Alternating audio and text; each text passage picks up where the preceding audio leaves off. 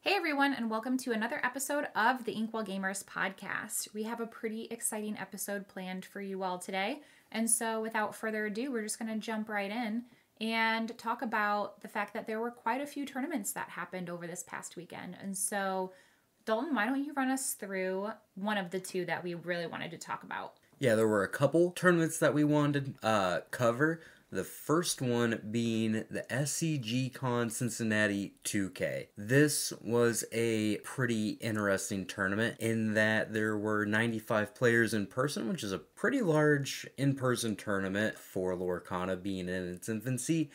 And one thing to really note about it is how strong Amethyst Ruby Control did. There were 4 copies in the top 8. So the deck that we thought might be the very best actually performed like it was the very best in this tournament. Dana, what is one thing you took away from this tournament? I actually really gravitated towards the fact that we saw kind of this emergence of Steel Amethyst. I mean, I knew we were going to see Ruby-Amethyst Control.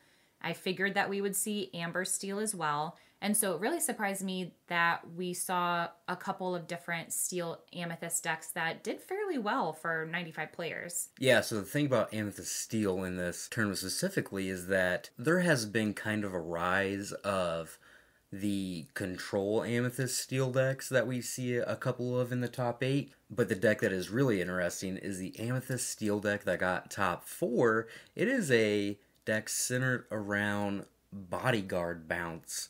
So there were just a lot of bodyguard characters protecting your Arthurs and Maleficent biding her times, and the fact that you have the bodyguard characters and the Madam Mims to bounce those cards to protect them as well means that you're able to quest for a lot. And I think that's a really interesting take on the deck. That's not something I have really seen before. I've seen some Amethyst Steel control decks going all the way up to Elsa in play, so I'm not super surprised by that, but the bodyguard bounce style deck is something that I didn't see coming, and I'm legitimately happy to see a new deck like that pop up and do really well. Yeah, because I mean, it keeps things interesting and intriguing. We talked about how with set 1, you pretty much, if you went to a tournament, you're pretty much going to see the majority of just like the 2 decks, right? The Amethyst Ruby and the Steel Song. And so it's nice to get some variety because obviously you don't want to play the same deck over and over again. So it's pretty cool that more are coming up. Yeah, I hope that as we get more tournaments and larger tournaments that we see more of this kind of thing, because that is going to lead to a really healthy metagame. The downside is that the boogeyman of the format, the Amethyst Ruby deck, still looks to be the best one, and coincidentally, that's going to really show its head in the next tournament that we're going to talk about, which is the Play Lorcana 1K tournament.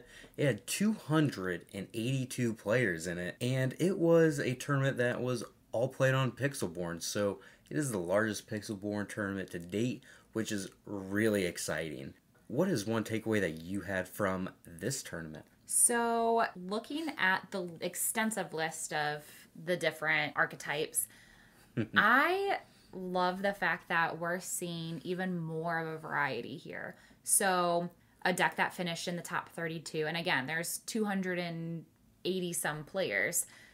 There was a Amber Emerald deck, which we don't really see a lot of. You have an Emerald Steel, you have an Amber Ruby, which I know that you were currently working on as far as like your competitive deck that you were thinking of bringing to future tournaments. We're seeing Ruby Sapphire. I mean, we're seeing more of that variety that I really hoped was going to emerge. And the fact that you have such a large pool of players and a lot of this variety is frankly in the top 32, that obviously is a testament to how well that they had performed. I mean, you have a lot of these decks that are going 7-2. So, of course, we also saw a bunch of Amethyst Ruby decks as well, but it's really encouraging to see that there is more than just that too.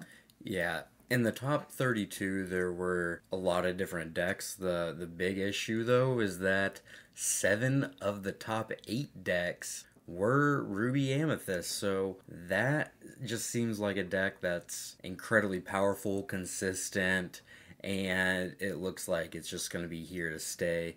The really cool thing about this tournament is that just looking at the list of players is that I see a couple former Magic players in there as well. So we're getting some big players from other card games into this game as well, which I think is going to be really important for the growth of it.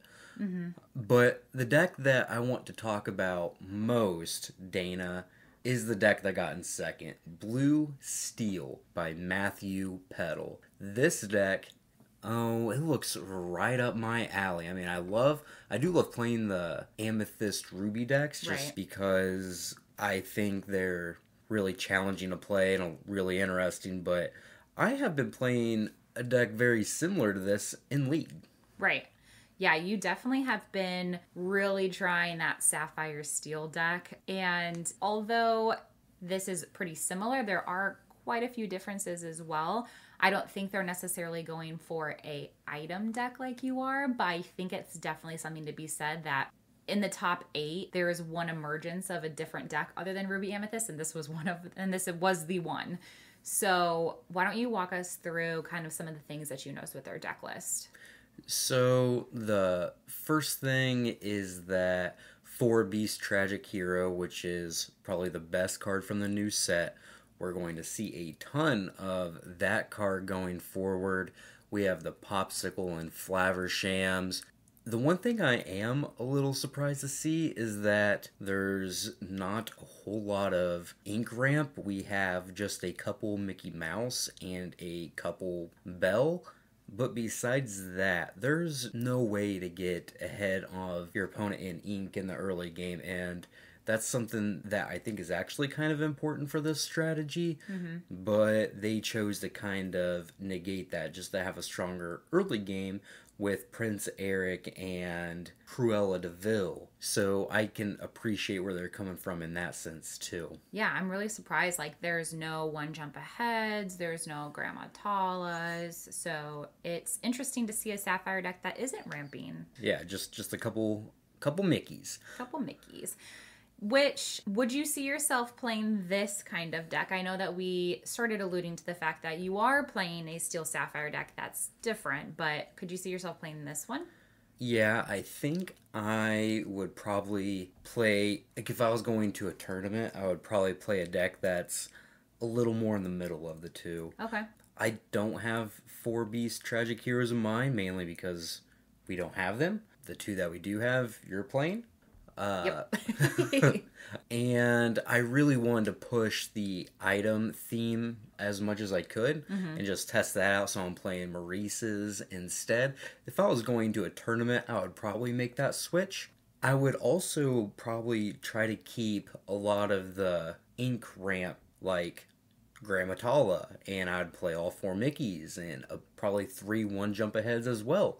Just because I think that when you're trying to get up to things like Tamatoa, and when you're playing Belle's Strange But Special, you really want to be able to take advantage of Belle's questing ability. You really want to be able to cast or play Tamatoa as early as you can.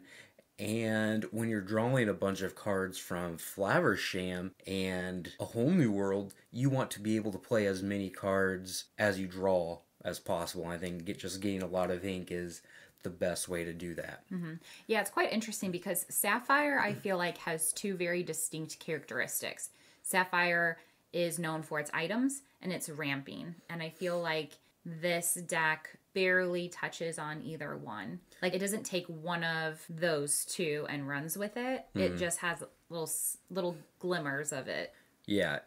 I mean, I definitely like the item package that this deck has. Like I said, I would probably just extend it a little bit more, mainly because I want to play the Aerial Who's It Collector combo that I'm playing in my deck currently. Yeah, let's talk about that, shall we? Because I got a bone to pick with you about that.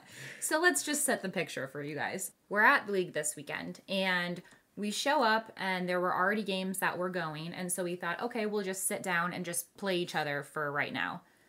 Dalton whips out this item deck that he's been working so diligently at and has been wanting to make work so badly. And I'm like, okay.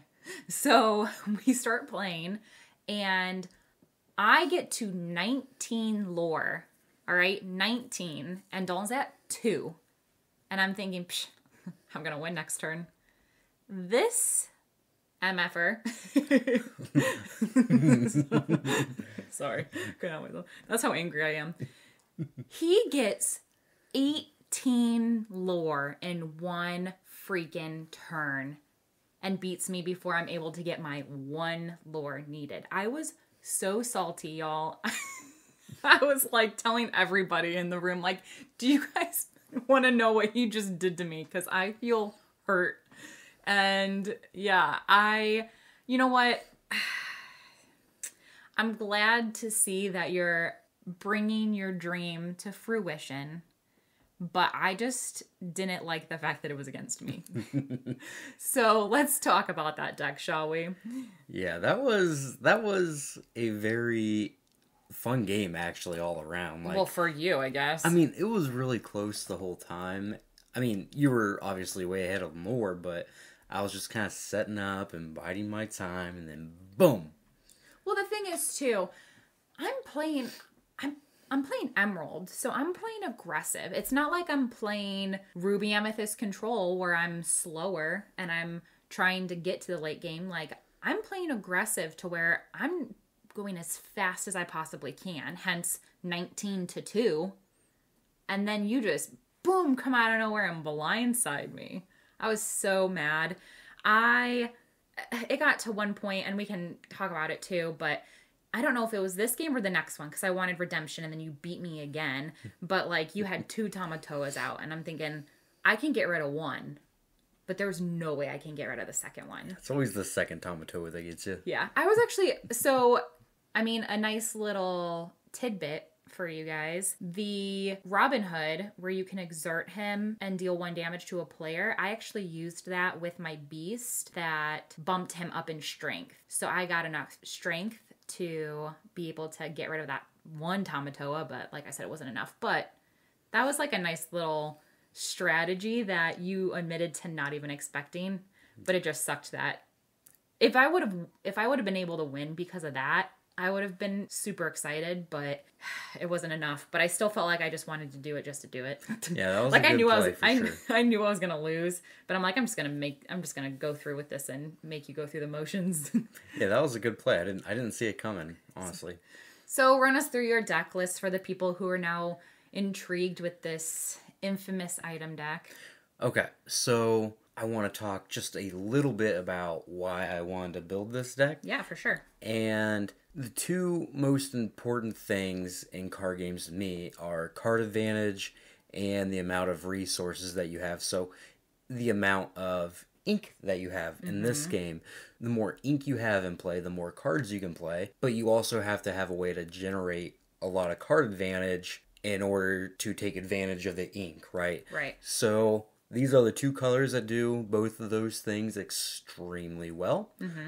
You have Grammatala, 4 of those, and 4 Mickeys, and 3 1-jump aheads as your way to get ahead in ink. And really quick, too, before we go down the list, I wanted to just point out that we'll also post the link to the Dreamborn deck in the description of this episode. So if you're intrigued that way you don't have to necessarily go back and repeat this episode to try and catch what he said. Yeah, we'll just post the link. But yeah, so a bunch of ramp. We have some removal and Tinkerbell, Giant Fairy, and Grab Your Swords. Yep. We also have a lot of card draw in Hiram Flaversham, A Whole New World, Maurice, Tamatoa, when you get the popsicles going, Beast Smear.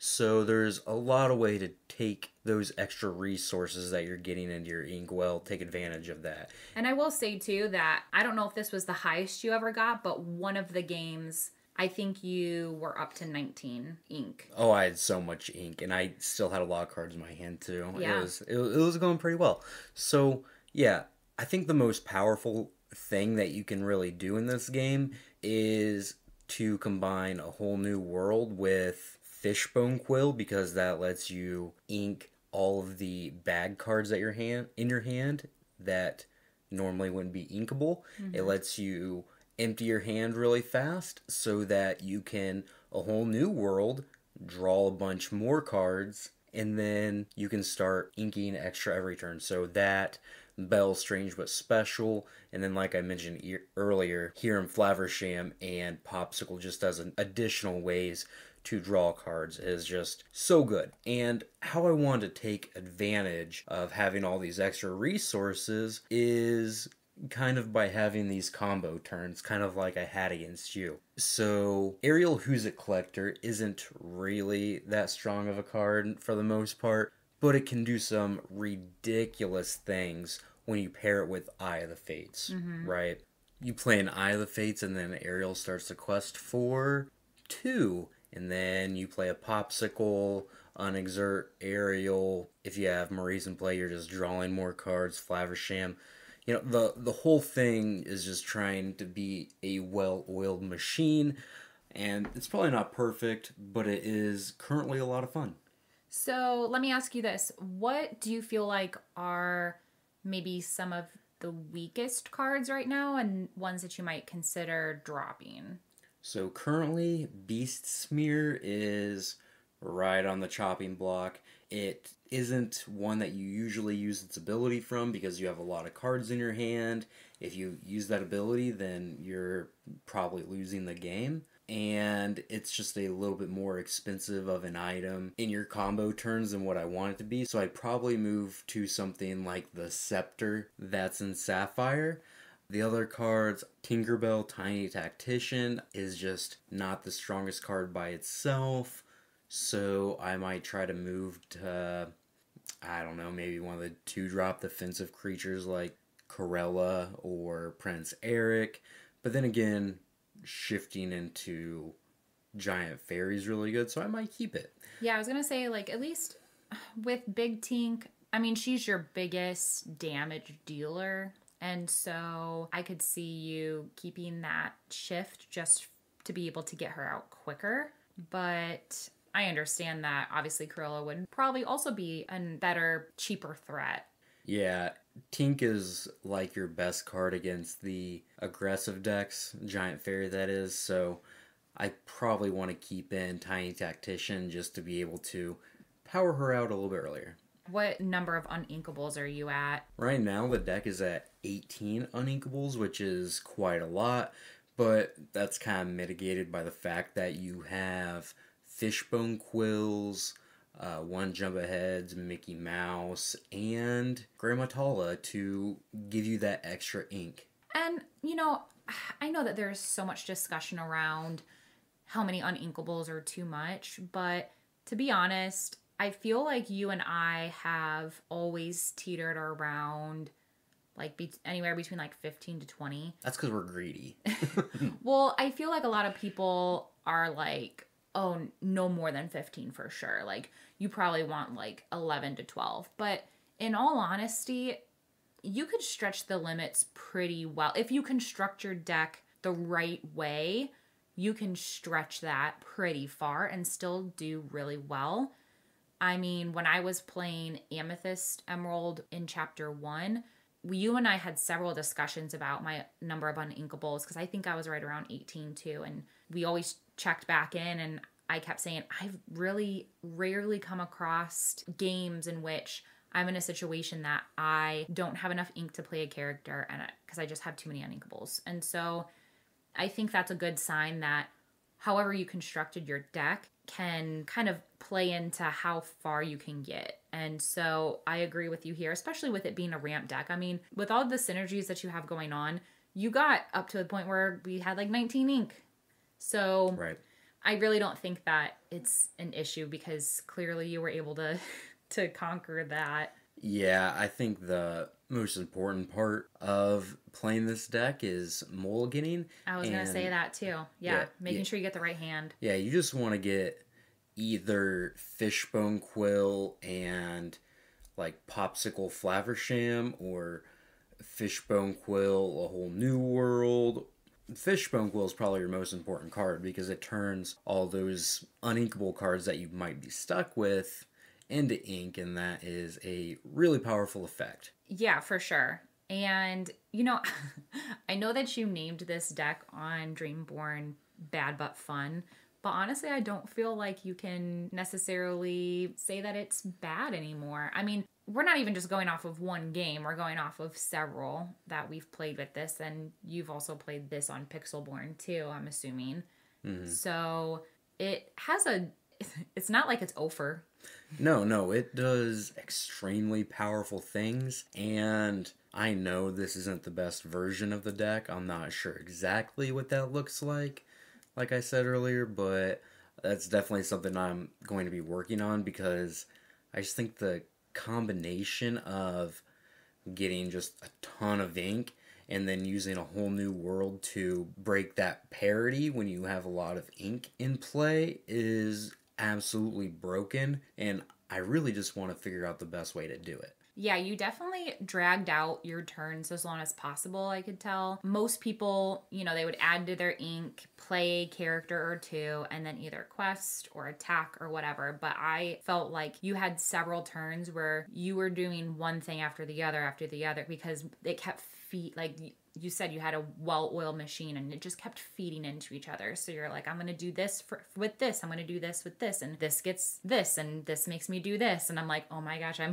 can't keep up, So you definitely had super long turns where you were doing so many things. And there was a bunch of synergy going on. Yeah, I think that's one of the most important things to do is just try to take as many game actions as you can. If you take a lot more than your opponent, then you're probably doing better things than what your opponent's doing. It's just hard to figure out how to do that and with what cards to do it with. And like I said, I'm not convinced this is the best version of this deck by any means. It's pretty decent though, I will say that. So when you were constructing this deck, did you start with trying to figure out your card draw synergies first or your item synergies first? Like, where did you start from the ground up? So pretty much I knew I wanted to be a Fishbone Quill, a whole new world deck, and along with that I knew I was going to play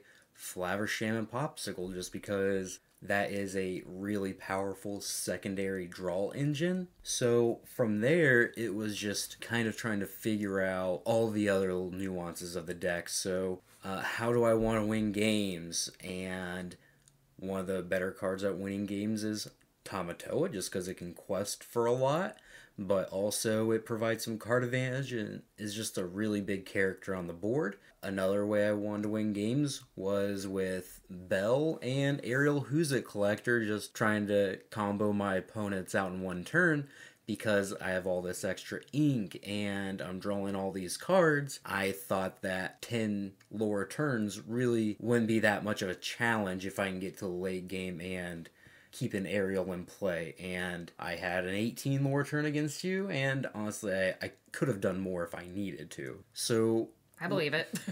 Yeah, you were going. Yeah, so what's another way to facilitate all these things happening? Just getting extra ink. So then you start with Grammatala. Mickey Mouse is an extremely good card, and One Jump Ahead just to add a little more consistency.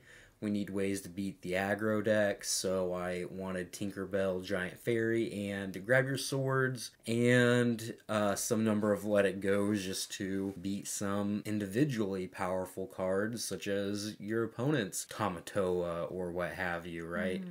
From there, I just added in some Maurices, because I think he's really powerful and I like the card. I'm fairly confident he's probably worse than Beast Tragic Hero, so I'm definitely going to try him out. And there's some other cards that I might want to try out as well. I just have to do a lot of tinkering with the numbers. But yeah, I really just knew I wanted to play a whole new world with Fishbone Quill because I think that can be really powerful.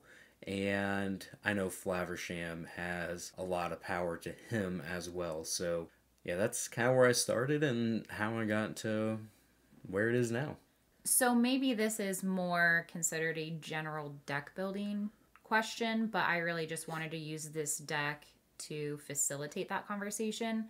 So how do you determine which cards get the 4 and which ones get less? Or I guess I should say not even maybe 4 versus less, but like let's look at your Bell versus Tamatoa. You have 2 Bell and 3 Tamatoa. What made you decide to do 2 Bell instead of 3 Bell and 3 Tamatoa instead of 2 Tamatoa? Yeah, so it could be 3 Bell and 2 Tamatoa, and I think if we had a 3rd Bell, it probably would have been. Bell is... They're kind of similar in that they're both late game finishers that provide some advantage in a different way. Tamatoa some card advantage, Bell some ink advantage, and they both quest for a lot in the late game. The difference is just that Bell's a 4-cost character, and that's probably why if we had a 3rd of her, I would probably play a 3rd over the Tamatoa. I was just also trying to see how many Tamatoas I could get away with playing. Mm-hmm.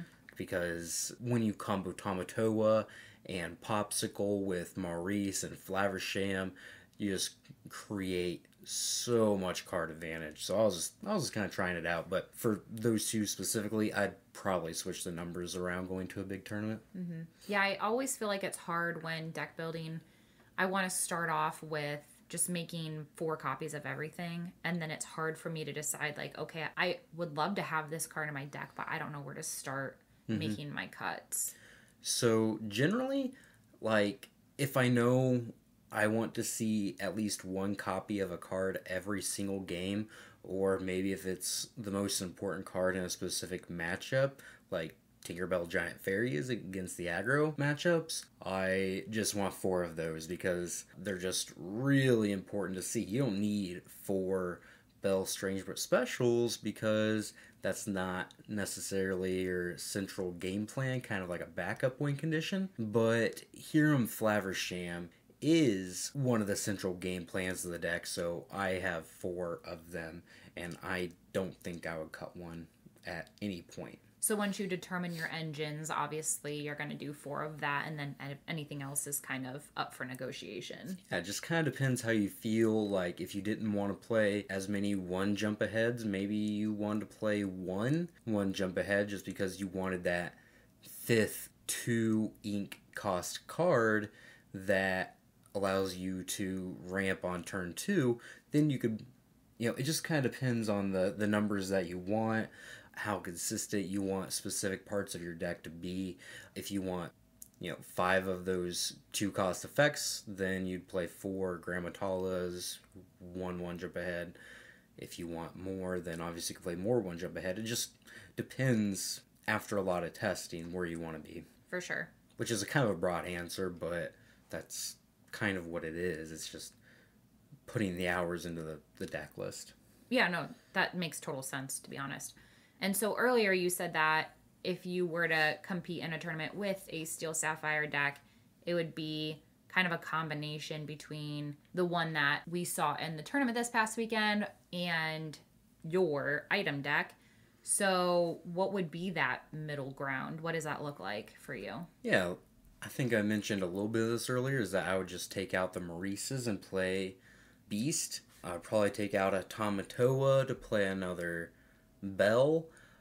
And from there, I might take out like A1 jump ahead, maybe the Beast mirrors, and try to add some early characters like Prince Eric or Cruella.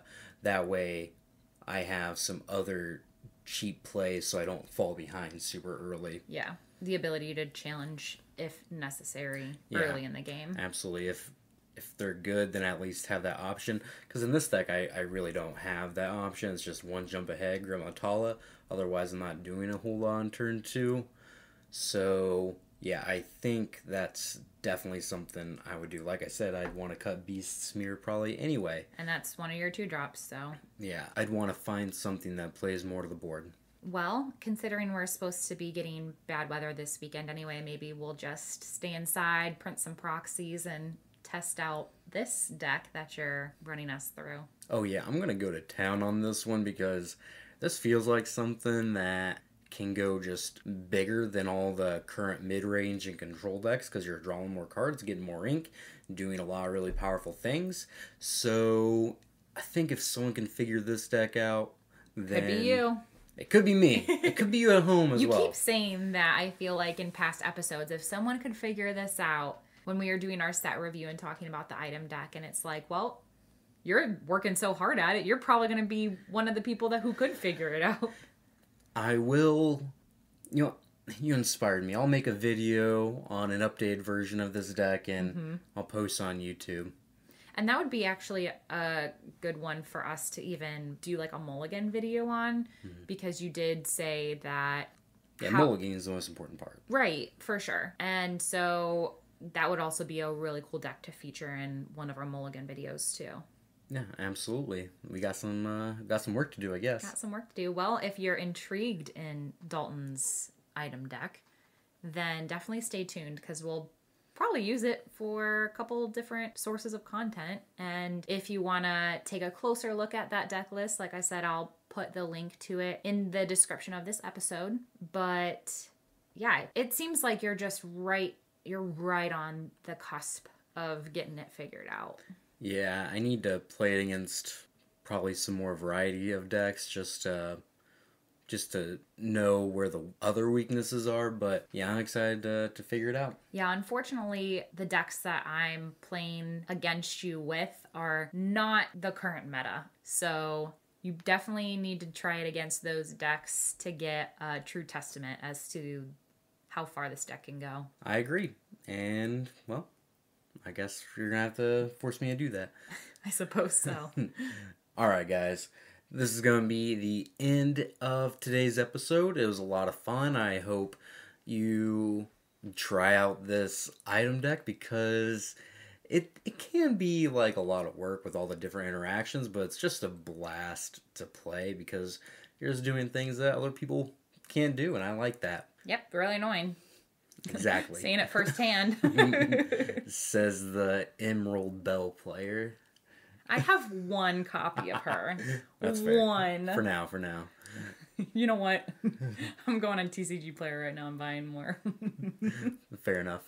All right, guys. Have a wonderful weekend. Stay safe if you're in the cold parts of the country right now, because it's about to be real cold. Yeah, there were actually tornadoes in other parts of the country earlier this week, too. So we got some extreme weather just all around. All right, guys. Stay safe and have a wonderful day.